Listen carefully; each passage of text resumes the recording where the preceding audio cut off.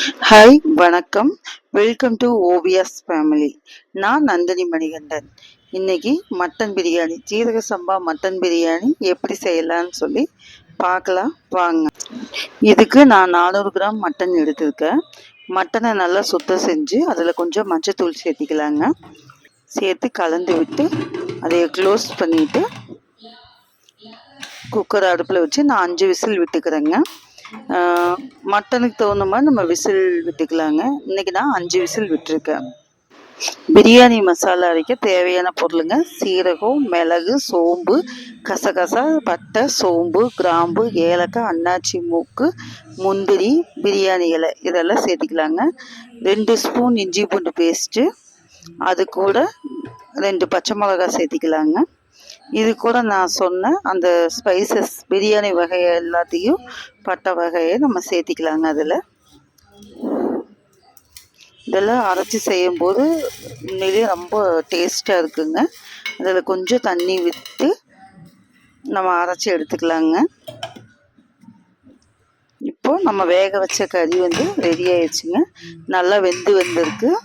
Mutton நல்லா வெந்திருக்கு. அந்த தண்ணியோட நம்ம எடுத்து வச்சுக்கலாம். அந்த தண்ணியை நம்ம யூஸ் பண்ணிக்கலாங்க.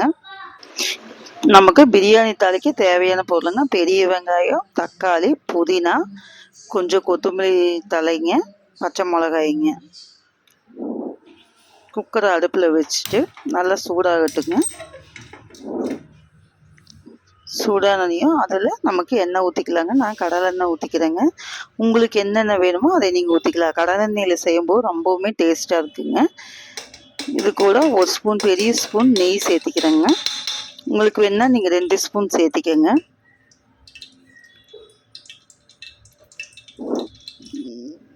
எண்ணெய், நெய் எல்லாம் நல்லா காஞ்சிருச்சு. இது கூட பெரிய வெங்காயம், பச்சை மிளகா, நம்ம ரெடி பண்ணி வச்சுருந்த கொத்தமல்லி தழை, புதினா தழை எல்லாம் சேர்த்திக்கலாங்க.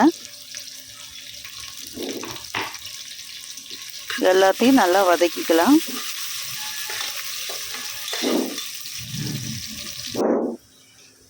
வெங்காயம் நல்லா வதங்கிடுச்சு. இது கூட நம்ம அரைச்சி வச்ச அந்த பேஸ்ட்டை உள்ளே போட்டுக்கலாங்க. கொஞ்சம் லைட்டாக தண்ணி ஊற்றினீங்கனாலும் பிரச்சனை இல்லை. நல்லா கலரி விட்டுக்கலாங்க.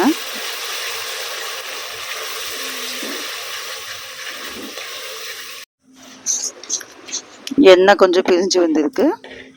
இப்போ நம்ம தக்காளி சேர்த்திக்கலாம். தக்காளி சேர்த்து அதை நல்லா கலந்து விட்டுக்கலாங்க. தக்காளி ஊற்றின எண்ணெயில் நல்லா பிரிஞ்சு வந்திருக்குது. இப்போ நம்ம ஊற வச்ச அரிசியை உள்ளே போட்டுக்கலாங்க. நான் சீரக சம்பா அரிசி எடுத்திருக்கேன். 1.5 டம்ளர் அரிசி எடுத்திருக்கேன். ஒரு 10 நிமிஷம் ஊற வச்சுருந்தேன். நல்லா சேர்ந்து கலந்து விட்டுக்கலாம். அந்த தண்ணி மாதிரி இருக்கிறதுல இஞ்சி மசாலாவோட சேர்த்து கொஞ்சம் பொரிஞ்சு வந்திருக்கு அரிசி. இப்படி செஞ்சிங்கன்னா நல்லாயிருக்கும், குலையவே குலையாது.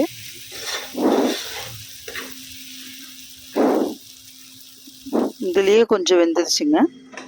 இப்போ நம்ம தண்ணி ஊற்றிக்கலாங்க. 1.5 டம்ளர் அரிசிக்கு நான் 3 டம்ளர் தண்ணி ஊற்றிக்கிறேங்க. கறி வேக வச்ச தண்ணி எனக்கு 1.5 டம்ளர் கிடச்சிது. மிச்சம் 1.5 டம்ளர் தண்ணி நார்மல் தண்ணி ஊற்றிக்கலாங்க. மொத்தம் 3 டம்ளர் தண்ணி ஊற்றுறேன் நான்.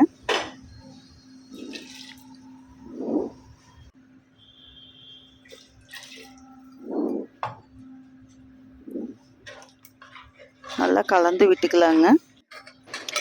இப்போ வேக வச்ச மட்டனை இதில் சேர்த்திக்கலாங்க.